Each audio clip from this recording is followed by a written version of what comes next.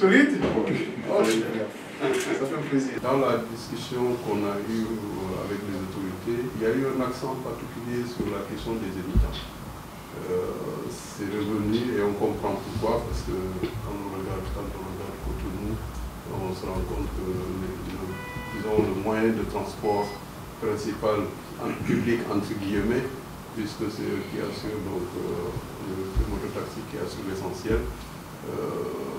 On peut comprendre pourquoi ce sujet est à l'ordre du jour et prend une place assez dominante.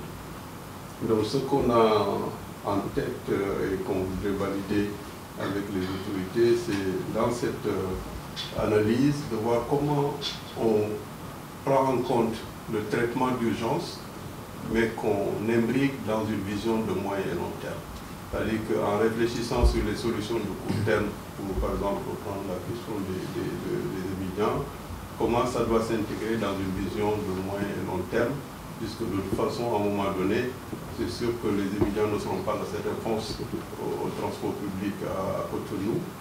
Et donc, comment on met en place un cadre qui permet une professionnalisation, une modernisation de l'outil, créer un écosystème industriel autour pour avoir de la valeur ajoutée et générer des emplois supplémentaires et faire des passerelles de reconversion, ça aussi, ça sera forcément nécessaire pour lui donner un peu une certaine viabilité économique. Par rapport au contexte, et c'est quoi les priorités, par où est-ce qu'il faut commencer.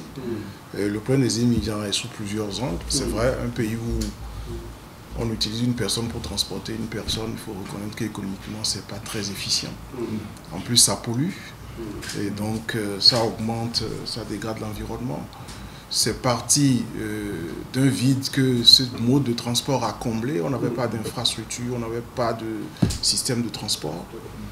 Aujourd'hui, nous sommes en train de combler ce vide, mais c'est devenu un cercle vicieux. C'est les immigrants qui empêchent maintenant des modes plus formel d'arriver. On a essayé, vous avez dû voir qu'on a essayé Bénin Taxi avec un succès relativement mitigé et qu'aujourd'hui les grandes, on a eu cette société Benafrique qui a essayé avec la mairie de Cotonou de lancer un dispositif, mais ce qui marche le plus, c'est ce que le secteur privé essaie de mettre, c'est les minibus.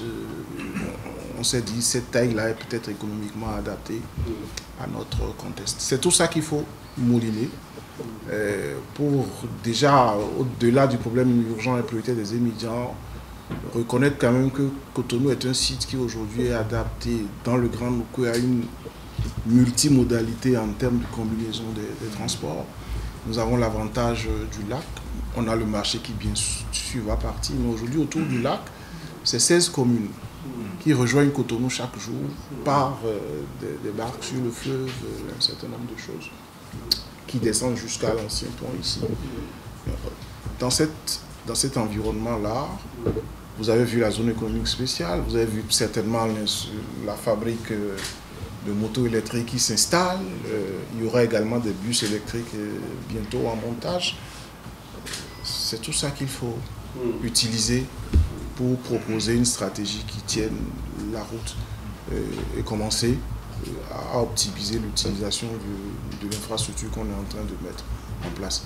L'étude qui est en cours pour nous, c'est de nous doter d'une plateforme de régulation et de gestion de la mobilité, mais vous avez dû voir que dans les emprises, surtout sur la voirie primaire et secondaire, nous avons anticipé sur l'arrivée éventuelle d'un transport en site propre. Ça peut être un BRT, ça peut être quelque chose qui soit adapté à la taille de Cotonou. On n'a pas d'idée arrêtée, on n'a pas d'idée préconçue. Et donc je souhaite vraiment que par rapport à tout ce qui est fait en termes d'infrastructure, ce qui se met en place en termes d'études avec CETEC, Transitec et tout le reste, que vous preniez vraiment toute la documentation qu'il faut, que vous évaluez ce que vous avez déjà commencé à faire et que après on se met ensemble pour discuter des pistes d'orientation.